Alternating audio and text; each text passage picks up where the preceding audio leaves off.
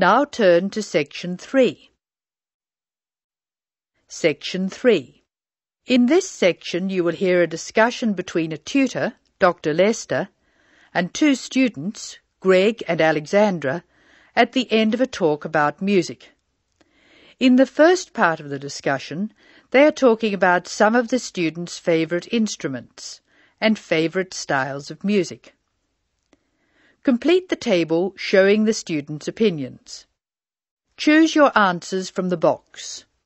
There are more words than spaces, so you will not use them all. You may use any of the words more than once. First, look at questions 23 to 27.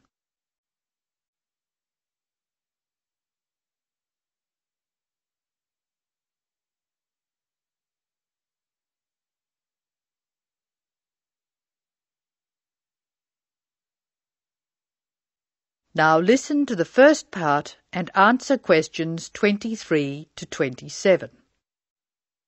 I think it's time we looked at the results of our survey. What did you find out, Alexandra? We're a group with very diverse tastes, Dr. Lester. I'm not surprised. What were the favourite instruments? Well, Greg loves drums. He told me he played drums when he was at primary school, and now he plays drums with his friends at weekends. They have a band. Good. What do you like to play, Alexandra? My favourite is the guitar. However, I haven't played for years, so I keep hoping to start again. Will I go on with the others? Yes, please. Katya is like Greg. She loves to listen to drums. She says she's not a player, just a listener. Rachel, as you know, is a violinist, so of course it's natural that she should favour the violin. So we have two people who love the sound of the drum and two who like strings. The violin for Rachel and the guitar for Alex. What does Harry like? Harry says the best instrument of them all is the piano. He claims it's more versatile than any other instrument. Emiko plays the piano, but her favourite instrument is the flute. The flute? Yes, Emiko plays the flute too, of course. Thank you, Alexandra. Greg, will you tell us the students' favourite style of music? We're really very conservative.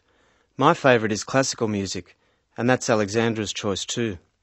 Katja claims to like rock. So that's a vote from Greg, Alexandra and Katja. Doesn't Rachel prefer classical music? Rachel made a choice which surprised me. She plays the violin, so I expected classical or opera. But Rachel says that she prefers country music. How interesting. What's Harry's choice? Harry likes to listen to opera and loves to go to see a performance. He says opera has everything, colour and spectacle and theatre and great music. And Emiko? Emiko says jazz is her favourite music. She goes to listen to jazz every Friday evening. She also likes opera, heavy metal, classical, but jazz is the best. Thank you, Greg. I wanted to see what you all liked so I could understand your musical tastes more. And I want to move from this to a discussion of the physiological effects of music. In the second part of the discussion, Dr. Lester will talk about the way music affects our bodies. Look at questions 28 to 31 first.